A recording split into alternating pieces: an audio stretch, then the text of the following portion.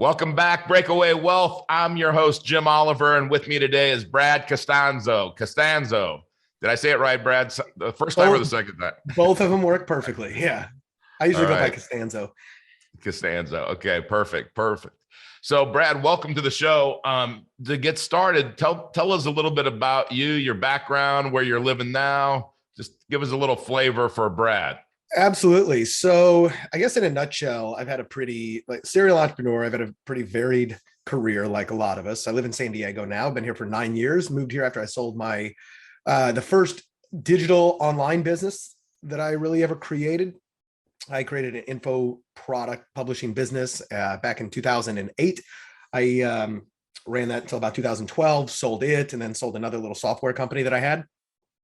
And I didn't sell it for like F you, walk away, flip the bird to the world money, Right. but it was enough to like start over in San Diego. Since then, I have been primarily consulting, doing growth consulting and growth and marketing consulting for businesses that, typically do, let's say $1 to $20 million in revenue. They're still founder run typically, and they are sometimes at a plateau. Oftentimes they're so busy running the business and putting out fires that they don't get to really focus on the growth anymore. So I help clear the plate and focus on those dominoes that just get knocked down to make things a little bit, easy, more lucrative and fun for them.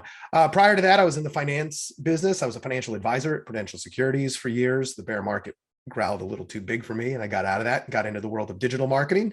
And then since then, I've done everything from angel investing to real estate investing, crypto investing. So I have a small fund that I manage with, primarily my money and, a couple other close people that, we invest in businesses, alternative investments, et cetera. So those are really where I kind of spend most of my time.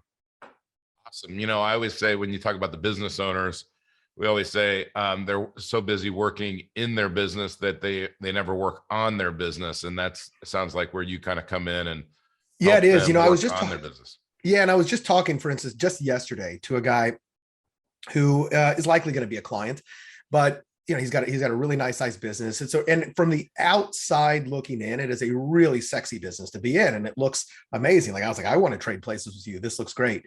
But he was sharing with me that he goes, we've had such growing pains that we're in this place where it's not fun anymore. I'm dealing with conflict. Like I got too many people dealing with conflicting personalities. Everybody's coming to me with their problems. And he said for the first time last quarter, he goes, I was just waking up in the morning, not excited to do the job, just wondering what fire I've got to put out, realizing I'm only doing it for the money. And he goes, I used to love this business because I used to be involved in it, in the fun parts, and no longer. And how do I get out of this? So this is this is where I step in, not as a growth consultant, but sometimes like, I guess I don't have a name for this, but like a simplicity coach. Like, how do I re-simplify all the things that are doing down to their essence and get him back working, on the parts that he loves as opposed to what he hates. And so I've got a handful of ways that I help people do, that as well. So when the growth gets too crazy, it's, sometimes they just need to get back to basics. Yeah, that's I always say, I think it was Tom Hopkins way back in the day, sales training. He'd say a champion goes back to the basics at least once a year, right? Absolutely. And, if you think about it, let's say Phil Mickelson or Tiger Woods, they probably know the golf swing as well as anyone, but they still have a coach. And it's not, I'm not looking for my coach. I'm not looking for her to know more than me, or it's really sometimes, like you said, the simplicity of keeping me in the right direction or giving me 1, 2, or 3 things to focus on over the next week until I meet with her again. Those kinds of things, and just that little bit of accountability can make a huge difference. And just sometimes just telling somebody, hey, we need to take action on this. And so it's interesting. We shared that we were both in the financial services world. I spent 15 years in that world and realized that all of my clients that were the wealthiest clients did it in one of 2 ways, either businesses or real estate. And when I say or real estate, I stutter because real estate is a business. And so in this show, we really try to focus on helping people learn about how to get into business, how to grow businesses. And so take us back, Brad, when you first started your first business.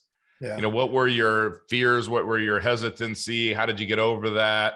Just, you know, what was your point of pain or anything else you want to share about that? You bet. Well, I guess my first business was mowing lawns as a kid. My dad really instilled that in me. He's like, you can go get a job and make minimum wage, et cetera, or you can go figure out how to go get clients, et cetera. He was really good pushing me on that. But I also was a fairly lazy kid, and I had really bad allergies, and I grew up in St. Louis, so I hated mowing the lawn. Like, all right, Dad, I'll do this. But I was out there, I'd become like this congested, runny nose mess. But so then I would call some of my friends. Like there was a couple of my buddies who they didn't have, they needed work, et cetera. So I'd get paid, I don't know, $20 a lawn, and I'd pay them $10, and I'd sit back. And like, I was being this really resourceful entrepreneur.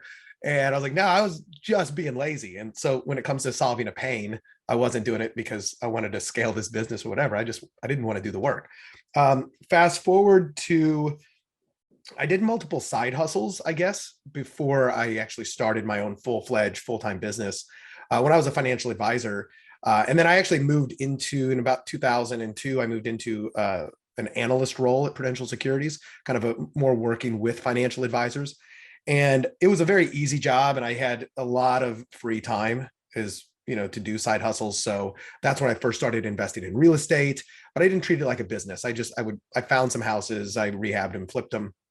And then I found another role, this was just kind of a business opportunity to go do business development for a cost segregation company. And cost segregation companies, if you or your people are not familiar, it just helps commercial real estate owners and their CPAs accelerate the depreciation of their taxes. But all I had to do was go press the flesh and meet commercial real estate owners and see if they would be willing to do this. So I kind of did this on the side. That was a business. I set up an entire entity, et cetera, but I was kind of hustling back and forth between the other two. I added maybe an extra $50,000 to $100,000 in income. That was great. But then I kind of got tired of that. And then in 2007, 8, the financial service industry kind of exploded. My role was eliminated, so I was back out on my own. And the pain was, okay, I am in the financial service space. I'm over it. I'm burned out. And this is the worst time to go be looking for a new job in financial services because the entire industry was, on fire. At the same time, I had read The 4-Hour Workweek by Tim Ferriss, and it talked a lot about building an online business, selling information, selling products, outsourcing, using, overseas virtual assistants. And it really blew my mind. Like, wow, I never even knew this stuff existed. So the pain I was feeling was, I either have to go out and get my resume together for the first time in, I don't know, 10 years and go for a job I didn't like. And I still get anxious thinking about that. Like, it's been, I don't know, 12 years, but, or I could figure this out and go try to sell information online, because this seems a lot easier to do. And I wasn't really chasing this idea of a 4-hour work week or millions on the internet or anything of that nature. I was running away from going to get another job, and put together a few information products. And then I partnered up with a couple of friends. We created a small software company to hack the voices in your Garmin and TomTom GPS to make it sound like a celebrity, back before, iPhones were really a big thing, and iPhone GPS.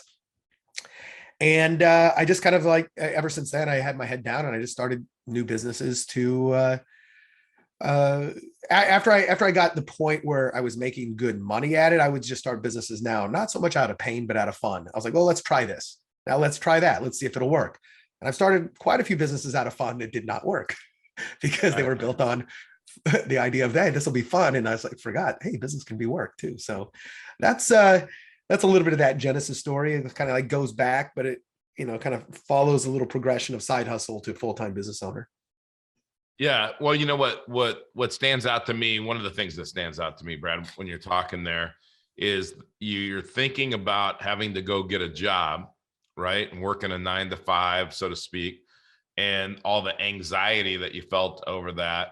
And, Tony Robbins always says we're motivated by one of two things, either pain or pleasure, right?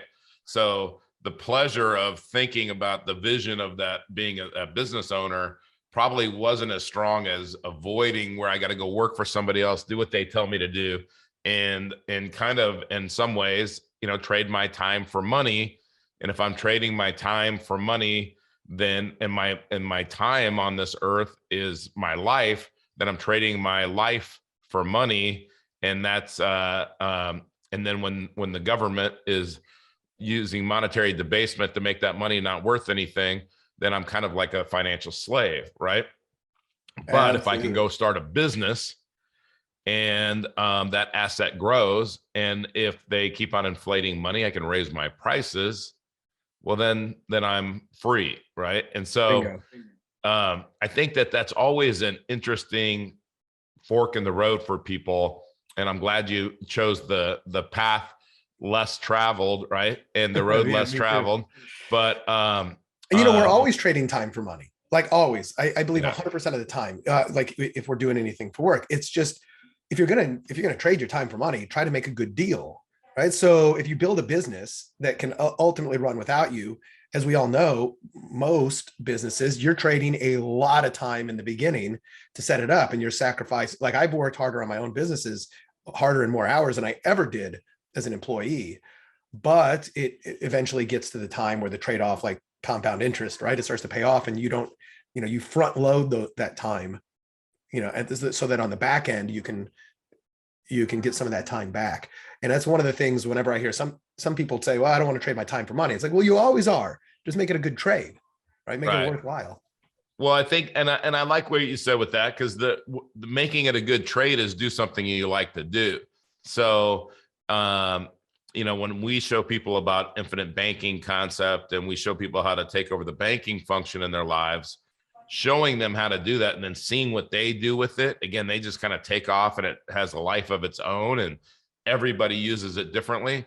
I mean, that's fun. And we're taking time, and even whether I'm creating a course for our community or a video series or something else. I just did that yesterday. I spent like 5 hours, recording video. Well, I'm trading that time. I'm actually, that's going to be a course that's going to be in our community, but it's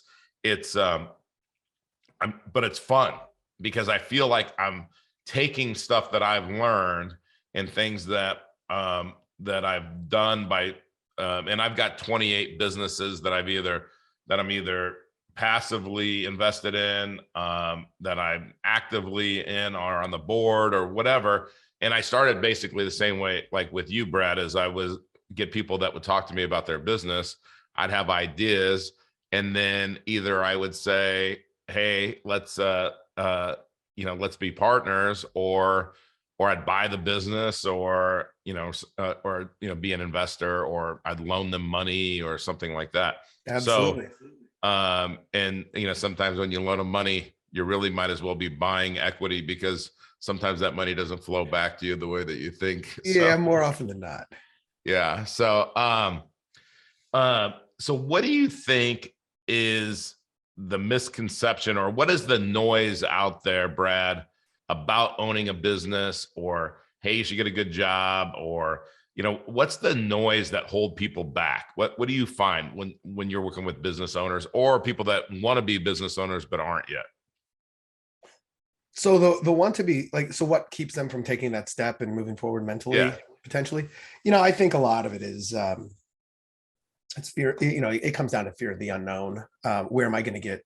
What am I going to do? Right. That's number one. Well, what business would I start? What would be right for me? What would be wrong, et cetera. And then, some people, once they get an idea, okay, this is what I want to do. Like maybe it's a fitness enthusiast who wants to start a gym, right? Let's just use that, as a simple example. And now they think, well, I mean, they look at the entirety. It's almost like standing at the bottom. Let's say you're going to climb Mount Everest, and you can see the peak up top, and then you can maybe see a little bit of a trail, but I think there's multiple trails up Mount Everest. I haven't climbed it. And you're sitting down at the first base camp. You're like, wow, that is such an imposing challenge to do. And they imagine themselves trying to climb up the entire thing and getting lost and getting frozen to death and all this stuff, because they don't know what they don't know. And realistically, like people who climb up Everest or any mountain, I think that's big, they go up from base camp to camp 1 to camp 2 to camp 3. And they don't, and a lot of times I think they go up to camp 1 and they acclimate there for a while. They don't just go up to one tag, go up to the next, and it's not this easy linear line. And they also have Sherpas, right? Sherpas who help them. They guide them. They carry their bags. They've been down this road before, so or I guess they've been up this road before, and they know where the dangers lie and they know where they're not. So I think that a lot of people just look at this overwhelming task of owning and growing a business. I've got to set up a business entity. I've got to maybe raise money, maybe not. I've got to hire employees. I've got to do bookkeeping. I've got to do business taxes. I don't know anything about this stuff. I've never run a business before. And they just get overwhelmed by all of the things that have to be done eventually. And so what I try to do, whether it's with somebody who's trying to get into business or whether it's somebody who's got a business who is also equally overwhelmed by all the things they have to do, is treat it like a set of dominoes, right? Like, all right, well, what has to happen? Let's maybe reverse engineer it. Somebody needs to give you money. What has to happen in order for them to give you money? Well, you have to, I guess, have a way to collect that money. And then you have to have an offer. And then, you just kind of go backwards.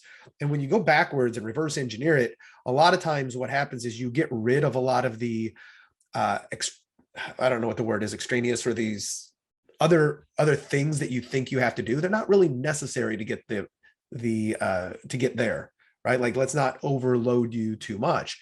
And then it starts to become a little bit more doable in their mind. Think, okay, I can do this. If I can just do this, I can get to there. Oftentimes, depending on what somebody's doing, let's say they're trying to sell a service, go sell it first, then figure out exactly how to deliver it. Don't worry about getting, a full entity set up. Don't worry about all of this other. See if you can actually get anybody to buy what you want to sell.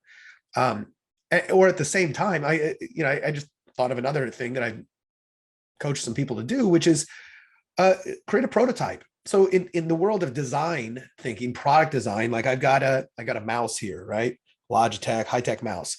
Well, I guarantee that the developers of this, or of the Apple Magic Mouse, or any other product, they didn't just conceive of a product and then go full out to design the finished product. They design it to solve certain problems. They come up with guesses of how it might best work, and then they create a prototype. And this prototype allows them to test without the full commitment of all resources. So for an example, let's say this same business enthusiast wants to own a gym. Well, as opposed to just quitting their other job, raising money and starting a gym and then winging it, perhaps they could, this sounds really elementary, go get a side job at a gym. And it's not for the money. It's to see if you can learn a little bit, and if you actually like being in a gym 24 hours a day. And maybe you can even help, maybe work for free, intern, offer your advice to somebody, or not advice, but offer your help so that you can learn a little bit and see, okay, this is what they're going through. These are the challenges. These are the things I would do different, et cetera. And even if it's part-time, I mean, a lot of business owners would love a part-time kind of apprentice who just wants to learn the system. And it's a way to de-risk, big commitments and big actions. I would give the same advice to an existing business owner who's thinking about expanding or testing something new. Like, do a prototype, do an MVP, a minimally viable product or profit center, to just test it out first before overcommitting the resources. And what this allows you to do is gather really good data, but it also allows you to avoid heavy, risk-heavy commitments before you're quite ready, and you can kind of adjust accordingly. So that's probably the advice I would give to both. Oh, that's awesome. You know what I like about your climbing Mount Everest analogy is, and this is kind of what you were talking about, is when they were trying to build a bridge over Niagara Gorge back in the mid 1800s, they were trying to figure out how to get the first wire 800 feet without falling 200 or 300 feet down into the canyon, right? Yeah. And, over the waterfall. And so what they did is they had a kite flying contest. So this kid that was like 15 years old, he flew the kite across, He got it all the way across, right? So now they had a string all the way across 800 feet. And so then they took another rope that was, a little twine, and then they pulled that across with the string. And then they pulled across a cable, a rope, and then a cable. And then eventually the thick cables, the 10, gauge cables that they needed, with 30 some strands of big cable, they pulled it across because they had something strong enough. But if they wouldn't have started with that string, then they would have never gotten to the cable, right? And that's kind of what you're saying is you make progress, and it's the compound effect is what I see. Is everybody wants something up front. They want that successful business, but they don't want to do all the things to get there. And neither do I, by the way. That's a common thing. Don't think that makes you unique. Like, oh, I don't want to do it. It's like nobody wants to do it. Right. It doesn't disqualify you from being a good business owner. No, yeah. I don't want to do anything. Brad, talk about how you like what if somebody's in the audience, they're a business owner, they want to work with you. How do you engage your potential clients, or how do people get your coaching, or how would they learn more? So it's a super hyper advanced marketing automation configuration whereby most of them email me. Yeah. And then tell me what they're looking to do. And then I email them back and we actually engage in a conversation. Very high tech. Communication. What is that? Very high tech. Sometimes I even there's no funnel. Right. Exactly. I've built and had built really elaborate marketing and sales funnels for clients and other partners and other businesses.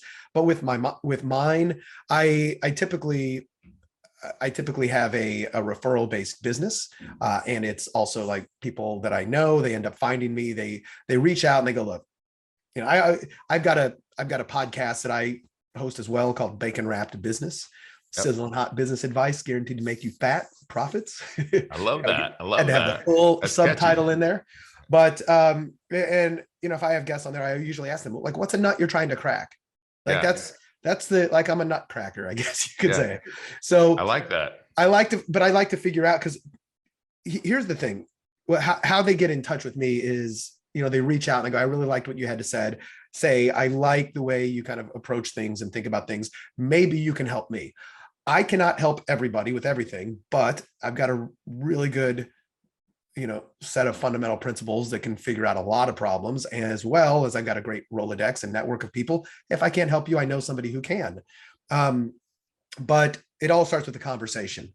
And I love solving big business challenges. And what I think most business people, or even future business people, would be surprised to know, as well as this might be a good thing to know, is that there's only a handful of actual business goals that any business owner has. And there's only a handful of challenges that everybody has. They're all the same. We all face the exact same stuff. And if it's been solved by one or multiple people before, then that means there's a solution. You just have to know if that solution will apply to you or not. But it's not wizardry. It's not magic. These are foundational problems that everybody's faced, and everybody, or a lot of people, have solved at one point. Let's just see if these will work for you. So that's how I like to work. So give everybody your email address then. Yeah, it's brad@bradcostanzo.com, BradCostanzo.com. Best way to go there. There's a contact form, or just email me. Yeah, brad@bradcostanzo.com. And I'm happy to take a look and see if, give you a second opinion on some of the challenges you're facing or some of the goals you've got. I don't know if I can help, but I'm happy to find out. So, Brad, I love that, the communication. I think back to Bob Berg. I emailed him. He wrote The Go Giver. Yeah. And I just contacted him and said, hey, will you be on my podcast? In an email, he said, I'd love to.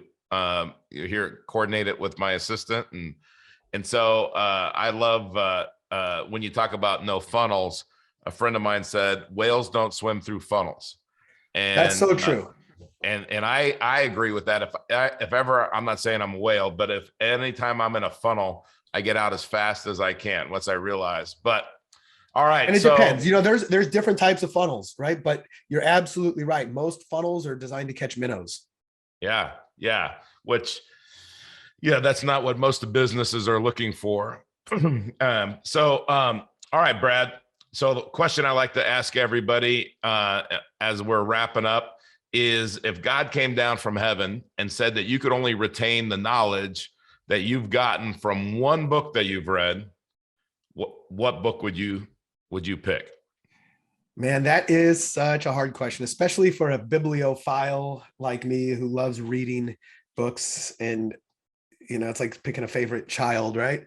But the book, I was thinking the book that made the biggest impact, that was the biggest catalyst, was what I mentioned, the 4 Hour Work Week, right? I can't Yeah. say for sure that that would be the one that I want to retain all the information from.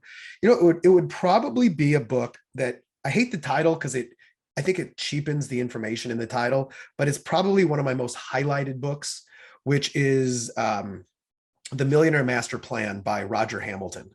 Have you ever heard of this book? Yeah. Yeah. Have you read it?